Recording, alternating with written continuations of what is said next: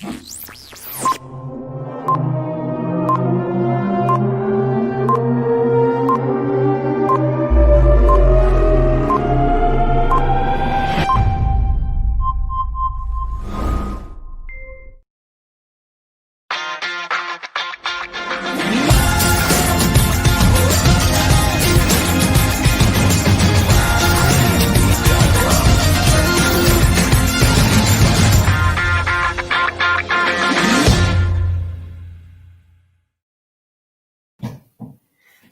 everyone, and welcome to another iWorkinSport live interview.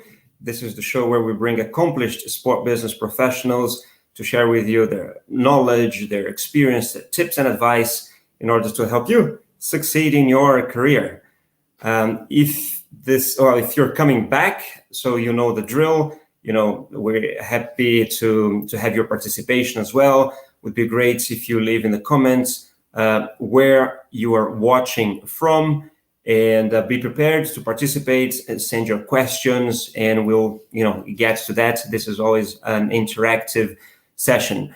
If this is your first time here, so my name is João Frigerio. I'm the founder of iWorkinSport, and if you don't know iWorkinSport is a platform that connects talent with recruiters mainly, but also we promote career growth, education, all in sport. So if you want to know more, check out our website and find us in our social media channels. We're pretty much everywhere as at iWorkinSport, except on LinkedIn. That is linkedin.com/company and then iWorkinSport. Now, we're coming back from a long week. Last week, we did our iWorkinSport Education Virtual Expo. Way more than 1,000 people came and participated. Had, I think a great time there. The feedback has been fantastic so far. If you went to that, actually, if you can leave in the comments as well, if you did participate in the iWorkinSport Education Expo, let us know in the comments what you thought. Hopefully it was good. So far, the comment has been very good. But now we're back to this. And we're actually going to complete something I promised for that event, which is to draw, among everyone that participated, we're going to give 2 free tickets for our upcoming virtual fairs, the virtual job fairs. So we're going to have 2 virtual job fairs next year, one in February, one in September. There's going to be a winner for a ticket to both events that is worth 500 euros. And we're going to have that a draw at the end. So stick to the end with us, and maybe you're the lucky person. Now, let me actually introduce, we have a very special guest today. It's a good friend of mine, Samson Adamu. He's Director of Competitions and Events at the Confederation of African Football. He is an alumnus of the FIFA Master as well. So I've known him since he studied in 2009. Let me get him to the show. How are you, Samson? Are you all right? Fine. Very well, Joao. Good to see you. Yeah, great to see you too. Thank you for doing this. Thank you for participating. There's already some people. Just to give you a sense, Samson, we normally have people from all over the world watching. So we have Yuri from São Paulo in Brazil, Kate from Moscow, Barry in Kazakhstan. Where's our African friends? Oh, there you go. Taya from Nigeria, so you're a countryman. So friend as well. Do you know him? That's great. Yes, I know Taya. Barry, let us know where you're watching from. Barry, another one from Nigeria. Abu Bakar, Hajara, also let us know where you're watching from.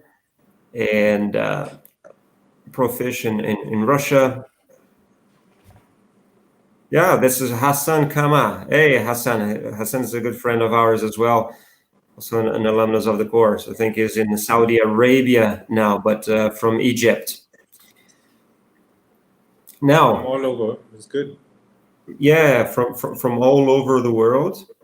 So, Samson, thank you so much for doing this, for participating. There's more comments coming. I'll let you know when they arrive. There will be questions for you. But let's maybe start telling everyone who's watching a little more about you. I just told them that you are the Director of Competitions and Events at CAF, the African Football Confederation.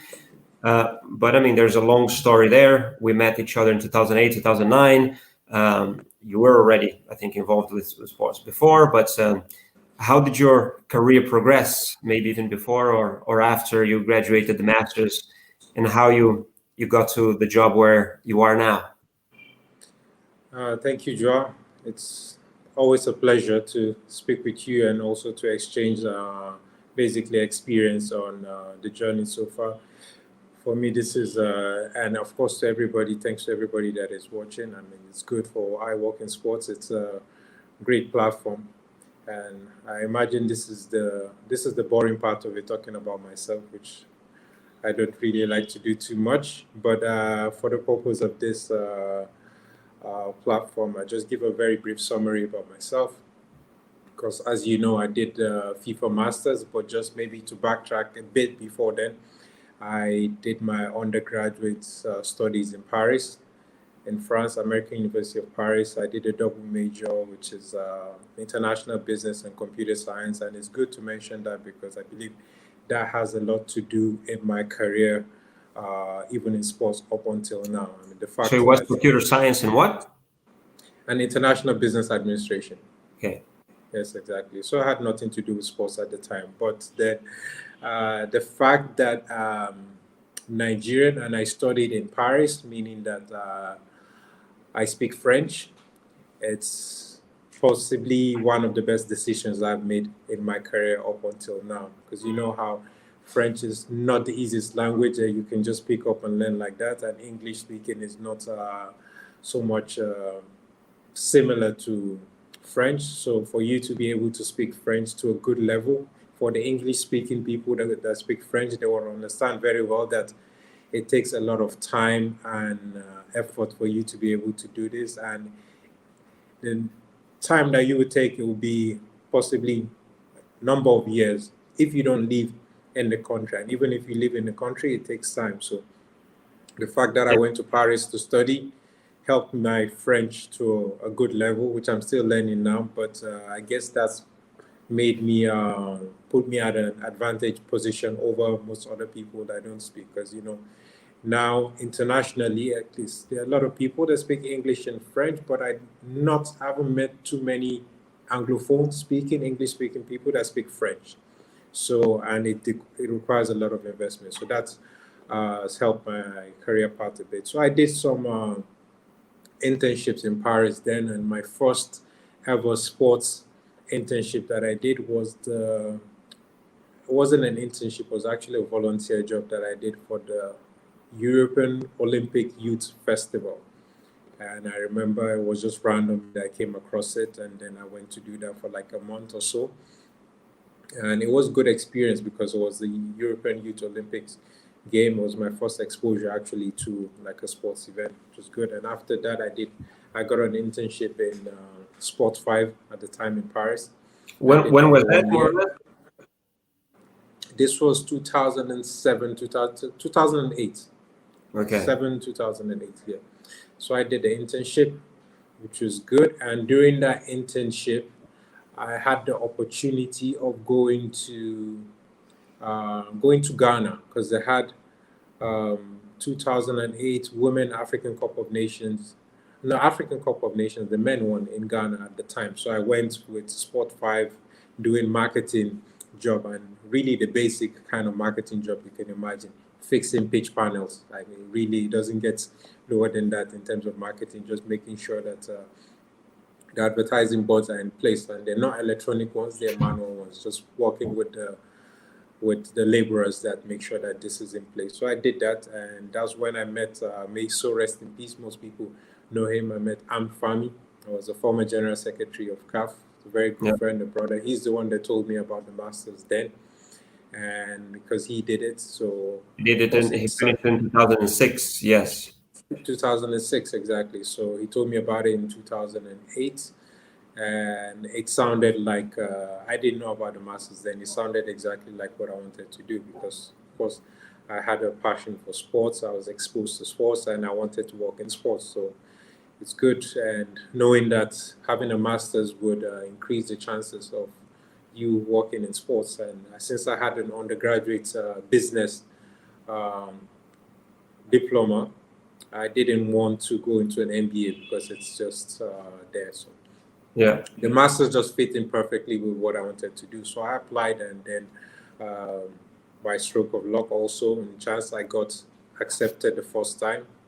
And because I had some internship, I was coming straight from that background, and I also spoke English and French, which I know that even from the masters now, this is a strong point, and this is why some English speaking candidates don't get chosen because of the French, because it's a very big prerequisite for it. So I got into the masters. I did the masters, which is great. This is also one of the things that I did that's changed a lot in my career path doing the masters that helped me, because not only just from the knowledge, educational knowledge, but from the people that you meet in the Yeah. masters. It's a big family, and I did that. I was also lucky that right when I finished that, it was 2009 after the summer, and we had this FIFA had on the 17 World Cup in Nigeria at the time in 2009, which was just a few months after I graduated. And at the time, there were some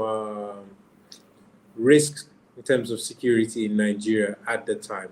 And most people were not so keen on going there. And I spoke with some of the alumni that worked in FIFA, and they suggested my name, that you have a fresh graduate from Nigeria that is going back to Nigeria now. So if you need the services, and then there was a replacement for an assistant general coordinator, and then I got that to work in my country after graduating from the masters, to work in the FIFA competition. Right from that, just a few months after, helped me a lot, and then from then on, it was very good because I there was the this was end of 2009, but in January, February, there was the African Cup of Nations in Angola, and CAF also knew that I did the FIFA under 17 World Cup, so they invited me for that. And from then on, still the same 2010, I got the opportunity to do the same role in the World Cup in 2010 in South Africa, because it was all in Africa. Yeah. So from then on, it was good. I was already starting a career from this operational part, from a general coordinator, assistant general coordinator, and shortly after that time, I went to your country, Brazil. Yes, I remember we met there in Brazil. That was in 2010. Just knowing that how my learning French helped me so much, and I had a lot of time. I just graduated. I didn't have time actually after graduating the masters to do anything for myself. So I went to Brazil to meet with alumni as well, Manuel Yeah. Flores. And we met in South Africa as well, in I think in Cape Town Yes, in Cape Town in 2010 during the World Cup. during the World Cup. Yes. During the World Cup, yes. Shortly after that, I went to Brazil because my flatmate then was a good friend, Manuel, and I wanted to learn Portuguese. So I went to Brazil, learned Did you learn Portuguese. some good Portuguese? I did, but this is don't put me on the spot because all the Portuguese, all the Portuguese Okay. flew out of the window. But I still do understand quite a bit. So it was good at the time, and we also met at Soccer X, if I remember correctly. At the time, there was Yeah. Soccer X then. So when I was going back to Nigeria after in 2010, then of course this is the time that I needed to come to terms with the fact that education, student life is over. This is the real world. What I'm going to do going back, and it was simple for me because I knew what I wanted to do. Work in sports, but going back to Nigeria, not wanting to work in the federation or any other government body, because you know how it goes. I needed to start my entrepreneurial journey, and um, you know how beach soccer is in Brazil. It's something that I was fascinated by because I spent a lot of time on the beach in Brazil as well. So I saw that the beach soccer is something that is phenomenal, Big and yeah. it's very big there. And I knew that it was very similar to what Nigerians also do. Uh, like we have the natural talent for it, the natural skills. So I mean, I had the idea then if I'm going to go back to start a beach soccer tournament, it could be something good. Since I had a lot of time, I'll have a lot of time to basically develop it. But it was very complicated because the sports almost didn't exist then in Nigeria. But I thought about other things to add to it, and then also the entertainment part of it, what people like. So I did a lot of research concerning it, and Yeah. I spoke. Sorry. No, yeah, and Yeah, then yeah. and So from I spoke. there you created an international event there Yes, in I created an international event. The first person I spoke to was also someone that was a roommate during the masters, because it was all just trying to start a career, which was Pedro Presa. I'm sure most people know him at the yeah. time. Pedro now is a big name in the industry.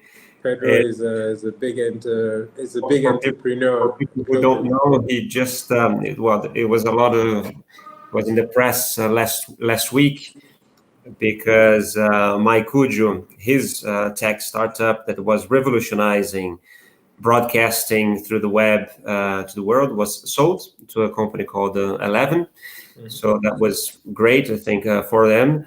And he mentioned also to me before that one of the things that actually inspired the creation of the company, of course, there was the fact that he wanted to watch his own football team there, but also was the experience of trying to broadcast your event, the Copa Legos there. It was just too Absolutely. expensive, was prohibitive for that kind of event. And then Mike Uju, that broadcasting solution came up, and now that's history. Yeah. So then it. Exactly, it's history. I'm still talking to him about the dividends from that. Yeah. He should give you a good gift. It should give me a good gift. No, but it was very important and it was good because actually Pedro's story, I'm sure he would also say it whenever he has the opportunity to elaborate on it, because at the time he quit his job and he came to Nigeria. Yeah. And this is the first time that Pedro, I mean, came to Africa. He came to Nigeria and stayed with me for about 3 months thereabouts, and to work on Copa Lagos together to develop the idea, the concept, and then we had the first event, and um, it was good then because we had that first event together. And this is basically how the company started, and the event has grown since then. The first edition was in 2011, and it's grown into something that was relatively big in Nigeria. At least it's one of the top sports events in the country that is privately run, if not the That first. still exists. It does still exist, but due to COVID, it was not Yeah. organized. So this year would have been the 10th year that it's organized, and it's a privately run event in sports. Yeah. Actually, the only privately run event that has been going on for this long, and it made the sports itself popular in Nigeria. So that's about how the entrepreneurial career went up until 2018, where I got the opportunity by CAF to come and head the competitions department. How did that come about? I mean, it was. So, so when the new administration, the new board came in for CAF in 2017, and the president, which I knew, the president of CAF, President Ahmad, he was the chairman of the committee for beach soccer in CAF at the time. So because of Copa Lagos, I've had to deal with him sometimes, and he knew also being from Madagascar before, and being also he followed. I mean, he was the one that's uh, pushed Madagascar to have a beach soccer team. So Yeah. he followed the sports, and being the chairman of the committee, he knows about the events well. So he knows me. He knows about what it is that I could do in Yeah. sports. So he thought about me when this opportunity opened up. So he No, spoke to me about it. that's great. It was nice that we actually took some time in this sort of summary of your career, because I think it's important for people also to realize that's not just a question of sometimes you go and you do a master's and then you get a job at CAF directly or FIFA or whatever where you're planning to work. There is I mean, a long road, and then you have to do many things. It was nice that you mentioned as well your experience as volunteer, even not only as intern working in sport, because I think that all of that adds a lot to give you the experience that you would need to go to a position as the one that you have now. Absolutely. We showed some names here that said hi. Audrey from Belgium, so Tacilio, Damien in Argentina. Don't know if you saw that, but Melanie in Marseille. Who else? Mazi from Nigeria, living in Paris. Our friend Bonnie Mugabe says it's always a pleasure to listen to you. There's Aldo from Peru. Who else? There's Janavi from India. Serge from Cairo, your colleague now at CAF. Exactly. Serge is a new signing we have. Yeah, new signing. There is also Jesus from Rennes in France, and Nyaki Mira from Alicante, all saying hi. Thanks for watching, guys. Prepare your questions. All right. Samson, before we want to talk now about what's your job like in CAF, but just give us an update of how, because I know that there probably going to be some question about that. How is CAF dealing with the COVID pandemic? Just give us an update on that. That was a huge impact to especially your job, right? So organizing competitions. What is the status at the moment, and what are you planning? What are the next plans? In dealing with the COVID-19 situation, the biggest test for us in returning to football actually was we just got out of it recently. Is the international break. As you know, we organize international tournaments, so we had a bit of a test with the CAF Champions League and Confederations Cup semi-final matches, which we did a bit in the bubble system, but that wasn't even the biggest test. The biggest test for us was the international break, because we've had to organize 45 matches in about 9 days in 48 matches in 48 different countries in 9 days across Africa. So we needed to make sure that, and the countries, I mean, we have 54 member associations, and in 48 it's pretty much almost all of them. So having to organize it, knowing what the situation is in each country, what are the rules and the regulations and what you need to do, and the ones that are not able to play, and finding a neutral ground for them.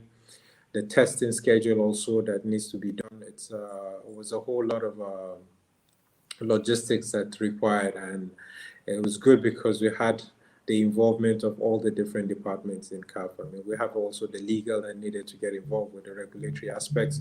We had also, I mean, the medical department needed to get very well in detail with the competition-related aspects. And what helped also a lot was the several meetings we had with the different key stakeholders, FIFA, and also the colleagues from the other confederations in Common Ball. Some of them had played the qualifiers before we did, so getting the experience and having this plan.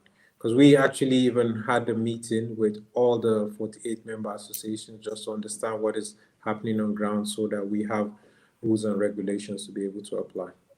At the moment, all national competitions are happening more or less normally. I mean, with maybe closed doors, but the games are taking place, and as well the international competitions, the continental World Cup qualifiers or something like that.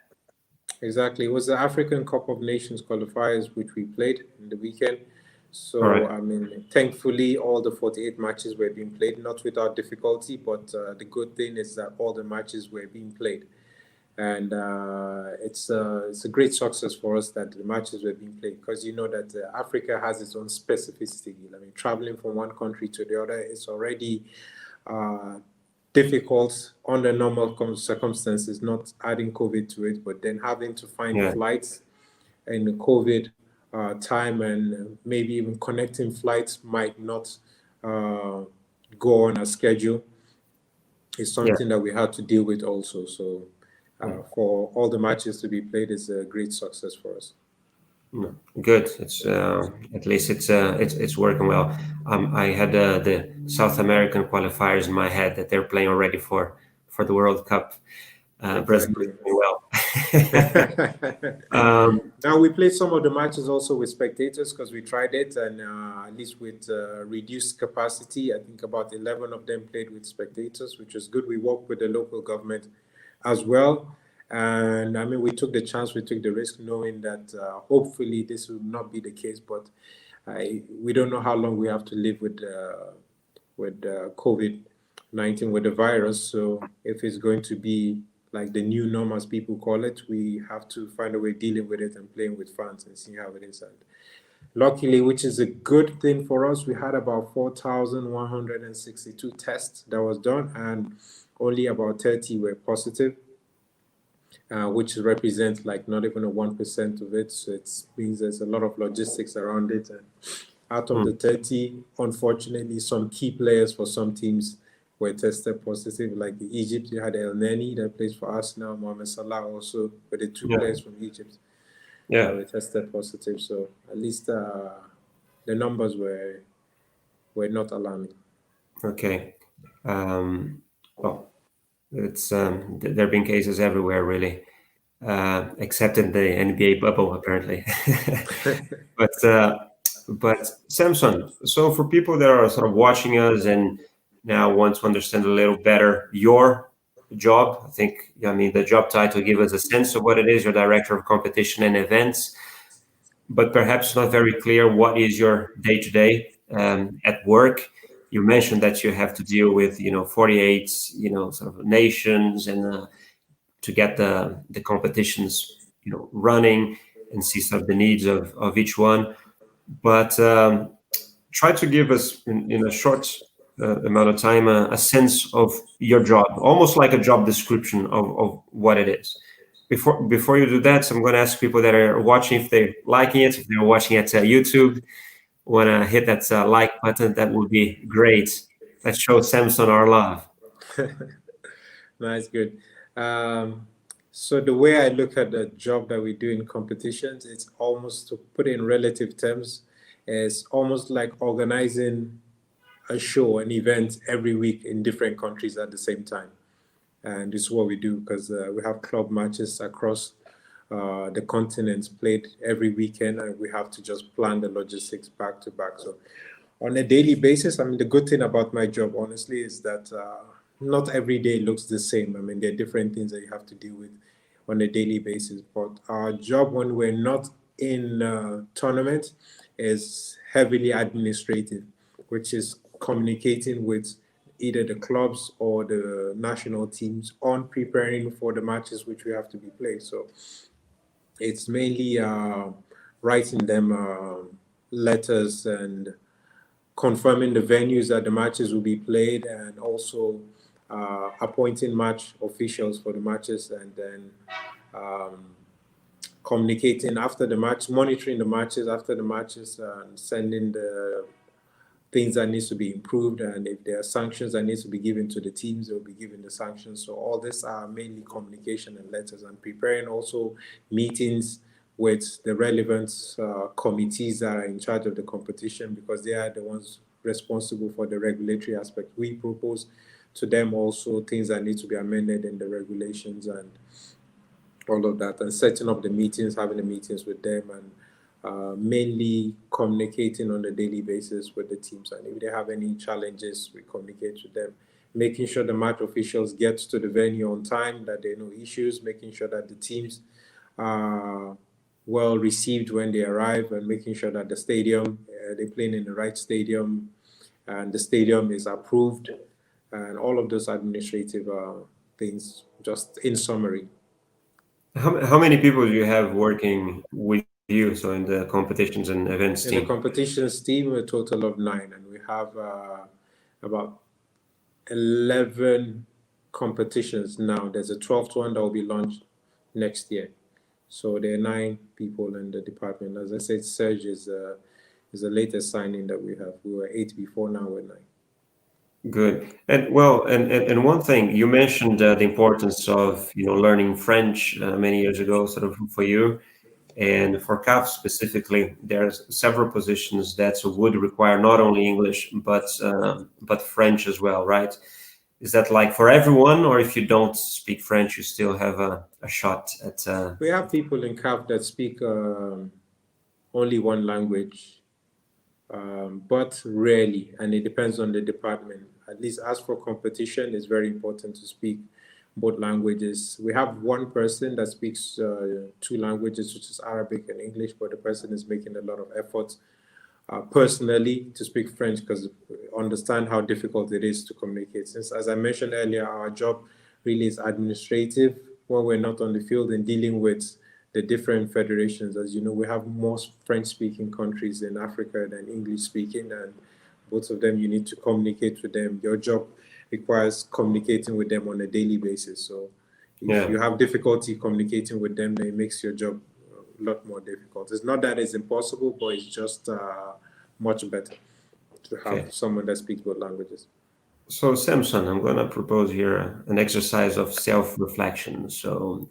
Um, so what do you think are the attributes? If you are to think of your strengths and weaknesses, what do you think are the main strengths or skills that allow you to have the job that you have today? Honestly speaking, it's a difficult question. As you said, it requires some self-reflection. But off the top of my head, I mean, personally looking at myself and looking at how I've managed to excel in the areas that I've excelled, and what I personally look for when we're hiring new candidates is it seems a bit like a basic thing, but it's very important for me. It's having good common sense, and being knowing how to critically judge situations and be able to react, and how more of proactiveness in your dealings that you have. I mean, this is very, very important in the job. I mean, it seems like something that is very basic that you say common sense, but it's very important to know how to deal with this certain situations and knowing how it is. And being a team player also is very, very important, because you deal with a team. You cannot do it by yourself. It's really almost like it is on the football pitch for us. I mean, competition. You're dealing with every other department within CAF, and you're dealing with the marketing, you're dealing with communication, and even the team within the competitions. You need to be a team player and know how to get information out of your colleagues, and knowing how to deal also with the member associations, with the clubs. So if you're not a team player, it's going to be very, very difficult, and it's going to be difficult to excel at it. Of course, having a football knowledge is always good, because you would be able to anticipate what could happen if you have good football knowledge, and having a good knowledge of the regulations. And lastly, I would say willingness to learn is very important. You can pick it up sometimes from interview by certain questions that you would ask, but nobody really wants to have a Mr. Know-it-all. You want someone that is really willing to learn, somebody that can, because you learn every day. You learn, come to a different environment. I'm still learning every day. Most people, even that have been in CAF for like more than 15 years, I see that they're still learning. Why they've been there for so many years is that they're still learning and still have this ability and willingness to be able to learn. Those skills, I think, for me, are the most important thing. Cool. No, that's super cool to hear that. I can relate with well, pretty much everything that you said. And what about when you're hiring someone? Is it more or less the same thing, or there are sometimes other types of behavior skills? Of course, that's when someone applies for the job, they need to show that they can do that job. So let's take sort of that out of the way. But in terms of behavior or approach, maybe talking more about soft skills,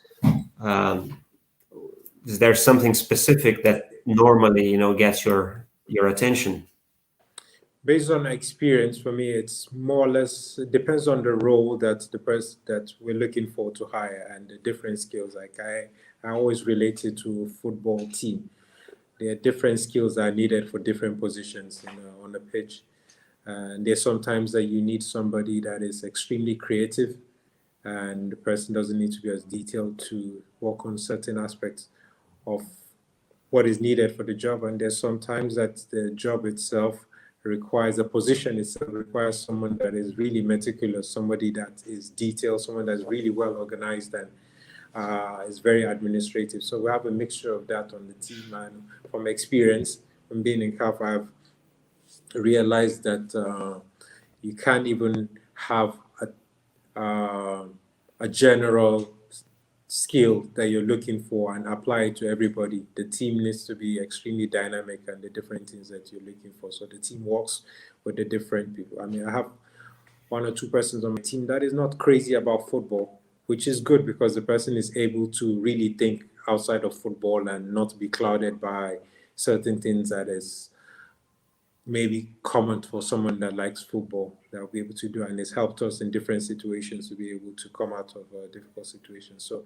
it really depends on the position, depends on what you're looking for. Like I'll put Serge a bit on the spot. Serge is a very good candidate for us. It was hired among other candidates because his language skills helped a lot. And the enthusiasm that he had, also the willingness to know the research that he did, knowing well about the job and what is required, and it helped him to be able to get into the position. And having the language set that he did for that position was good enough for us and the skills that he had. Very good, very good. Samson, I have many other questions for you, but I try to give preference for the people watching, because then I know exactly what is it that they want to know. So there's just, let me just mention a few more people here. So I think Adebayo Akande, I don't know if you know him, but well, he's says that you're a mentor, so suppose you know. I know Adebayo very well. Ibrahim says hi from Dubai. Regina is in Brazil. Here there's a comment from Ahmed. Hello, Ahmed. Salam. And there's some questions coming. Yash, another friend watching from New Delhi. Now, Damian from Argentina, if I'm not wrong, he asks how often then you communicate to presidents of other confederations or major competitions people. Never, to let you know. Sorry? I never communicate with other confederation presidents. At our level, just to answer that a bit, is I communicate mainly with the heads of the competition of other confederations. As you know, there's two levels of in all the confederations, two levels of government. There's the political part and there's also the administrative part. So we don't get into the political part. Dealing with the presidents that are elected, it's among the presidents, and we only deal with our colleagues from the administrative level, because there's no need from our side to communicate with them. And do you, yeah, I imagine, but what about, so I wanted actually to complement that question. So what about other people in those confederations in your sort of role? Because calendar is always, sort of a difficult thing to manage, but not only that, because that's probably done at FIFA level anyway, but do you exchange sort of knowledge, talk to each other, or at all, or not really? No, we do. We do have regular meetings also. Whenever there's a consultation that needs to be done from a FIFA side, they do bring all the confederations together and we talk, we exchange ideas, we exchange different challenges that we have. But also bilaterally, we do get in touch with them. So I gave you an example, just the September international window.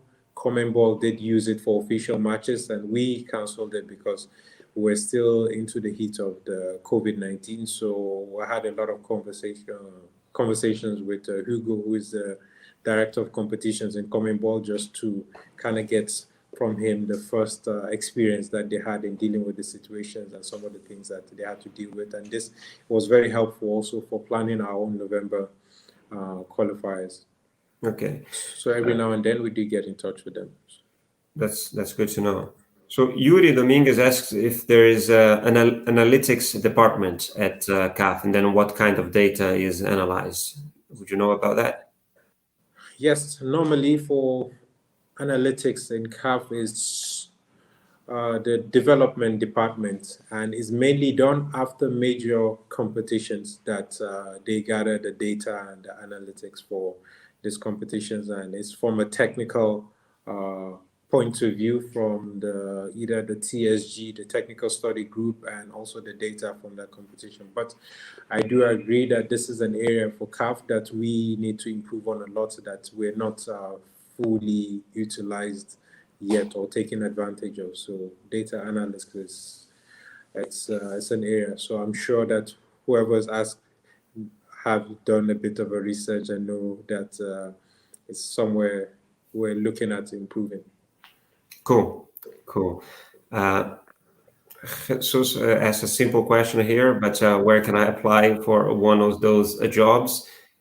Suppose CAFonline.com. CAFonline.com. There's a career page on it that has all the listings.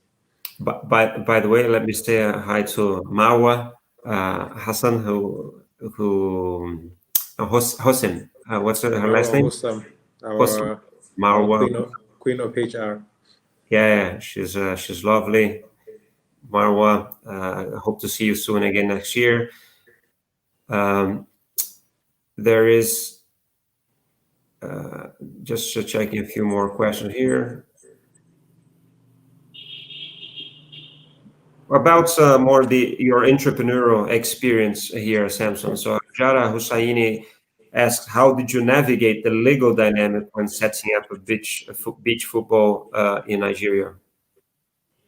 It wasn't a challenge. I mean, I had other challenges, but the legal part wasn't, because it was a private company that was running the event mainly privately. So it wasn't, we didn't have to deal with anything legally. So we worked with the federation, with the Nigerian Football Federation, and it was the dealing with the Nigerian Football Federation is as we dealt with other teams that are coming, the international teams. So it's an invitational tournament, and it's inviting the teams. But we have to work with the Beach Soccer Worldwide, which is the governing body for beach soccer events around. So that we had to have an agreement with them and then to sign. And from that part, legally, it was covered. Cool. There's another question here for Abubakar Yusuf. Do you think passion, education, and networking plays a big part in getting into the sport industry? Education, I would say, carries a lot more weight than passion, because you can have a passion for it, but if you don't have the education or the networking, the passion really might not carry you that far. But passion is super important, and networking is also very key, because it's through networking that you get. I mean, the sports world is, I would say, it's still relatively small. It's a small circle, and it's when you really, it helps a lot when you know somebody in one field or the other. That, as I mentioned earlier, some of my experiences, having the FIFA Masters and networking that helped me to get into the Under-17 World Cup. It was the networking that helped me to even know about the Masters itself. So it does play a big role. About that, so you've done a Masters yourself. Tell us a little bit more about sort of how important it is, formal education in sports.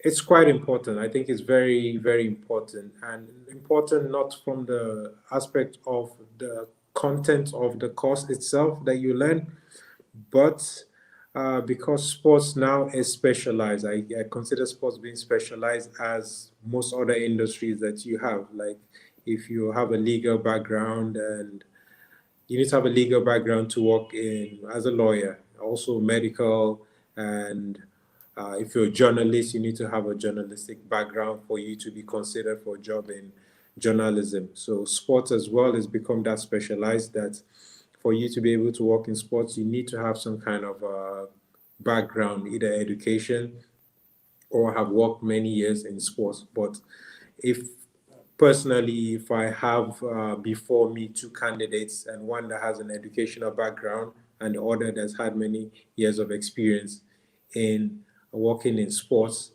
I would look at if, for example, the person that doesn't have an educational background that has 10 years in sports and someone that has an educational background that only has 3 years or 4 years in sports, I would most likely pick the person that has an educational background in sports because I know that at least you have a good understanding of how the industry does work.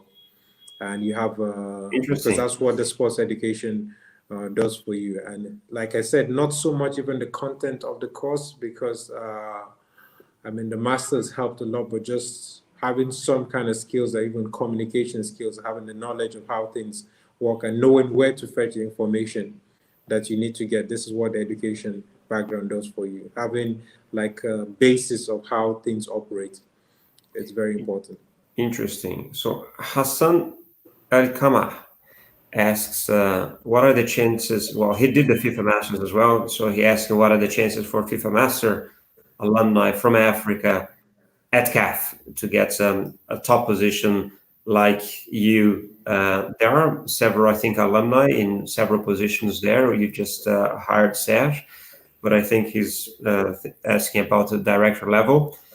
Um, and and if they're considered in a different way when they're applying, I think that was the question. Maybe Marwa would be in the best position to even answer this question because she's a HR, she's one that hires. But just to answer the question, we have a lot of FIFA Masters alumni now in CAF in top positions. There's myself, there's Mohamed Sidat, who's the head of club licensing department. There is Safia, who's the head of the women's football development. There's Meski also, who's the manager of women's football. And we had at some point, may so rest in peace, Amfami, who was the general secretary of CAF at the time. So I know that right now there's a lot of importance. Actually, the president himself places a lot of importance on education, and the FIFA Masters is highly regarded in CAF. So it definitely increases the chances to, like you mentioned, also said, just go hired. And of course, he had having the FIFA Masters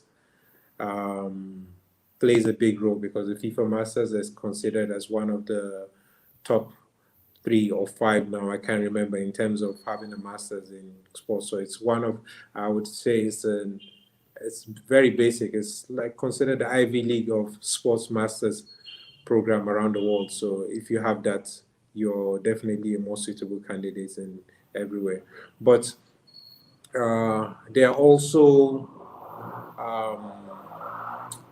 other qualities that are looked out for, and the masters doesn't grant you automatic entry, to be honest, because I've also known that you have to prove yourself as a person, as a quality that you have, and the masters I know very well. So of course, there's a soft spots for people that have gone through the education because you have it, but it's not an automatic entry because we had also some positions recently in CAF, and the candidates are also candidates from that have the alumni, and they didn't get it because there are other people that have it too. So even from my team that I have people from my team that are in CAF competitions that are extremely well. They're extremely good at their job. They're really, really good at what they do.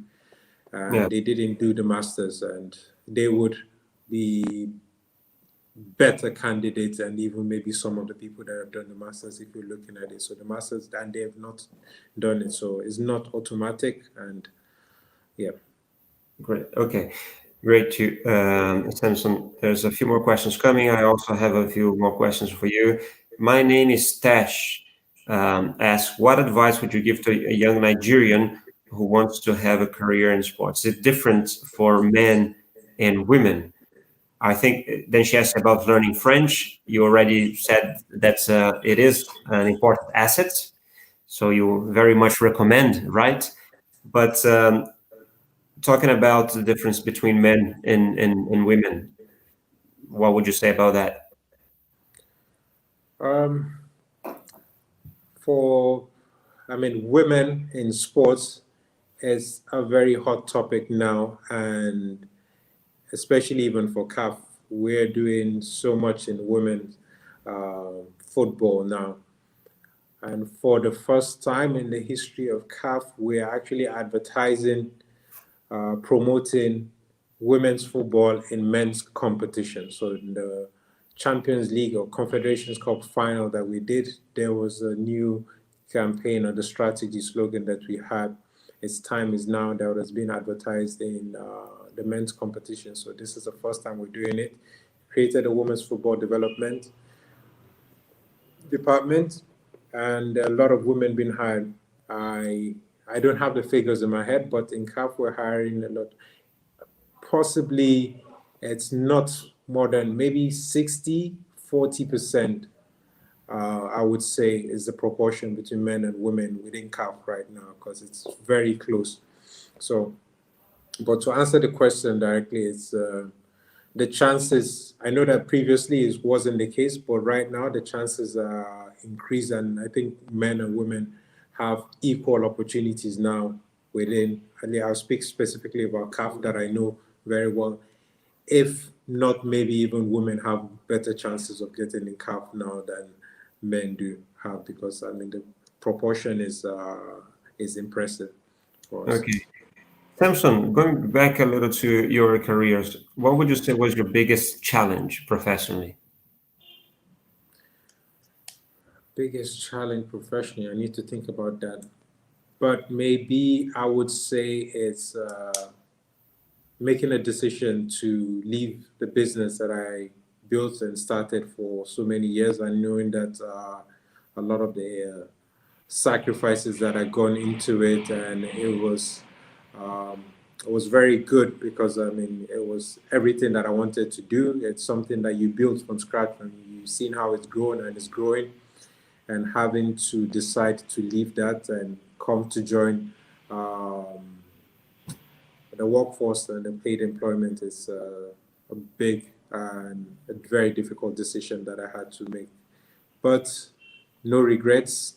I love every day that I am working in CAF, because it's another level that has been unlocked in personally in my career. If you were to name a biggest achievement so far?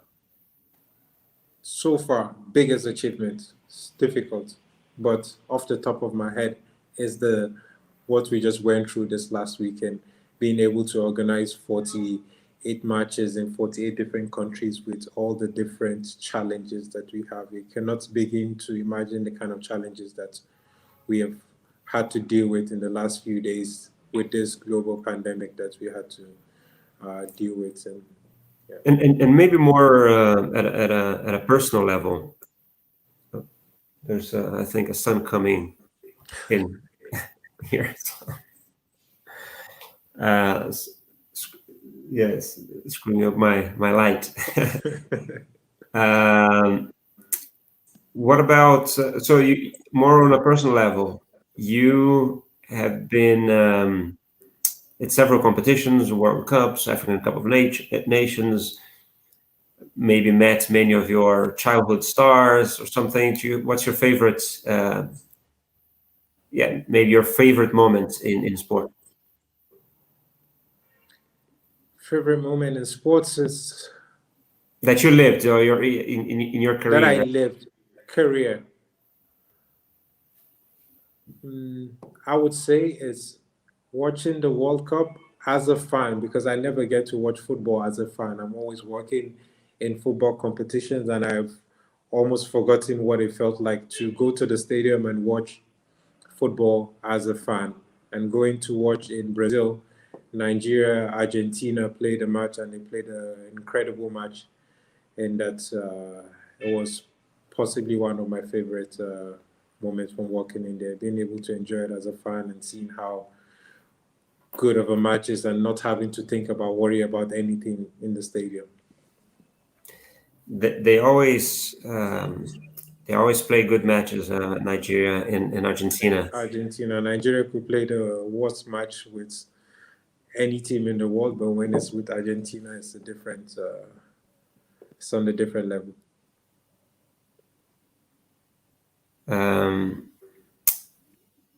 There is a few more questions here. So there's comments coming through. So there's Violet Giovanni from Zimbabwe as well saying hi. Hello, Violet. Yuri says that he identifies with what you said. There's Michael Anthony Mamene is asking. He's from Côte d'Ivoire, Ivory Coast, and I'm not aware of a problem in Gabon. Sorry, Michael Anthony. But do you want to comment anything about that? The Gabonese team in Gambian airport. I'm not sure what he's talking about. I know very well what he's talking about, but it's one of the many challenges that we had to deal with over the last weekend. But CAF released a statement around concerning it recently, but it's a situation where the Gabonese team had to spend a couple of hours in the airport because of the COVID test. And the matter is still being investigated, and all the parties have. The important thing is that the match was played, and then the issue was resolved, and then it's now with the disciplinary board and the decisions that would be taken concerning it. But of course, it's one of those unfortunate situations that you have to deal with, and no point in going through the details. Okay. Sayo Oalabi, great trajectory from Copa Lagos to his role at CAF. Is CAF open to possible esports activations across the continent with the growth of esports globally? What's and is competitions involved in that, or would be a total separate area within CAF doing that? It would be marketing for sure. It will be marketing department that will be overseeing this aspect with the esports, but CAF is open to it, and we had been having discussions in the past. More recently, before the pandemic, before the priorities shifted.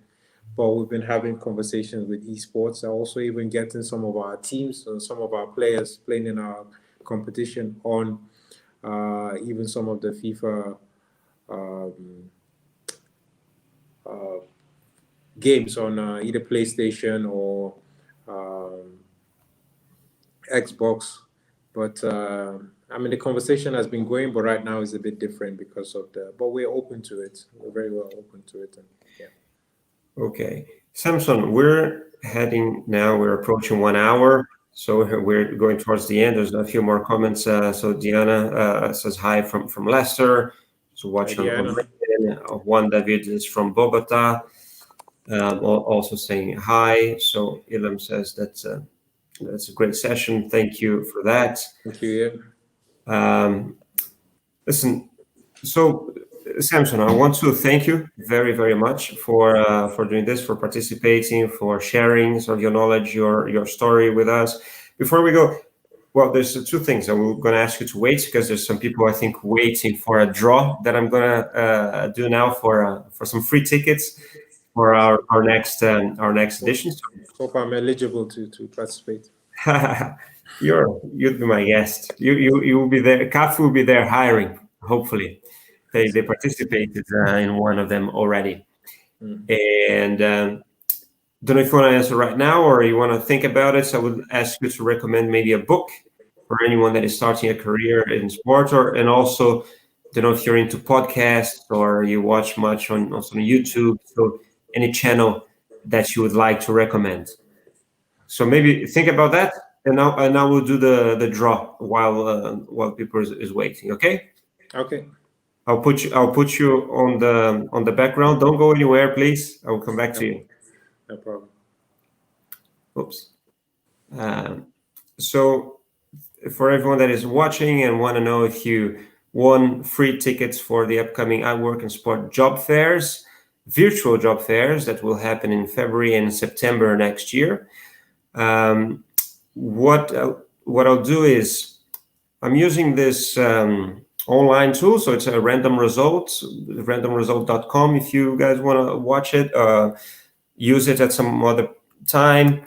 I copied over 1,000 names of participants here. I'm going to choose the option pick items, so pick a winner. I'm going to now paste all those names here. It will take me a while if I scroll up all of them, because as I said, there's over 1,000 names here. Right, and not to waste much more time, let's see who won the free tickets. Oh, I got wait a second, this is I got the wrong list. I have separated oh, so it went wrong. I tested it and it worked well, so sorry for that. That's what happens when you do live TV. It's not working. It did several times when we did our test. So Samson, I'm gonna bring you back, and what I'm gonna do is I will draw that next week, because I don't want to sort of waste anybody's time trying to fix it. Samson, this is live TV. This kind of things happen. It does happen indeed. So I tried. I thought I did sort of everything right, and it worked out well. So I think I'm gonna go with another solution for next week. But anyway, Samson, thank you so much for doing this. Any last words that you would like to say?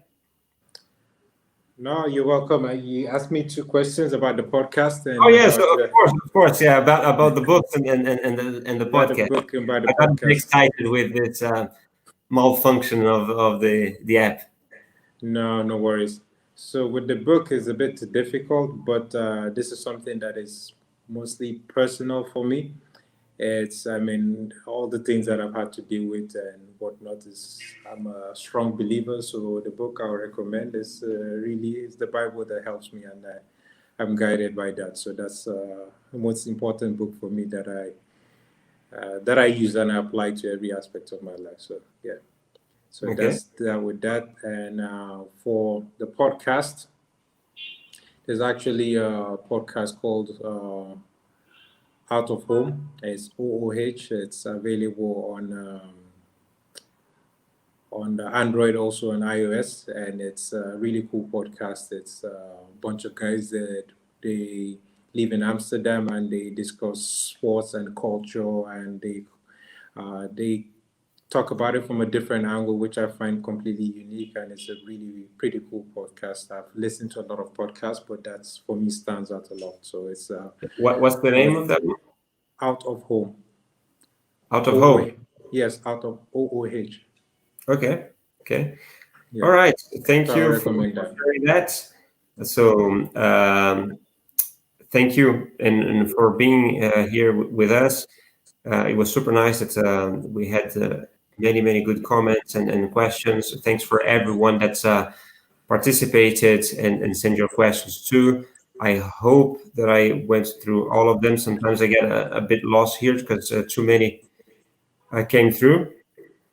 But yes, I hope to see everyone again next week. And of course, if you want to be reminded about the next videos or so, make sure you subscribe, hit that bell icon to get the alerts so you don't miss the live videos. And Samson, it was a pleasure, my friend. I hope to Thank see you you very much, and thank you to everyone that was that participated. It's fantastic. It's always nice to talk to you. Great talking to you too. Bye bye. Thank you.